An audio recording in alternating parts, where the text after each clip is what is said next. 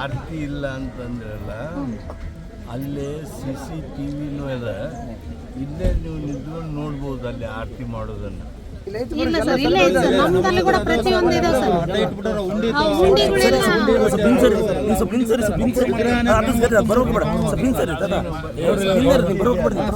ಇಲ್ಲ ಸರ್, ಇಲ್ಲ ಸರ್, ಆರತಿ ತಟ್ಟಿ ಇಡುವಂತ ಜಾಗನ ತೆಗೆದುಬಿಟ್ಟು ಅಲ್ಲಿ ರೊಕ್ಕದ ಉಂಡಿಗಳು ಮಾತ್ರ ಇಟ್ಟರು ಸರ್.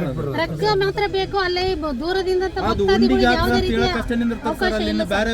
ಸುಮ್ಮನೆ ಹೋಗ್ಬೇಕು, ಒಣ ದೇವರಿಗೆ ಕೈ ಮುಗಿಬೇಕು, ಹೊರಗೆ ಬರ್ಬೇಕು ಸರ್, ಆ ವ್ಯವಸ್ಥೆ ಇದೆ. ಇಲ್ಲ ಸರ್, ಇಲ್ಲ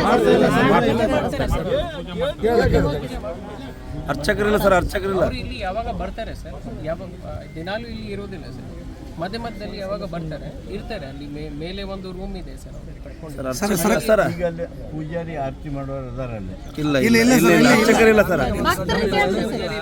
ಭಕ್ತರನ್ನ ಕೇಳ್ಬಿಡಿ ಸರ್, ಇಲ್ಲಿ ಅರ್ಚಕರಿಲ್ಲ. ಏನಾಗಿದೆ ನಿಮ್ಮ ಸರ್ಕಾರ ಧಾರ್ಮಿಕ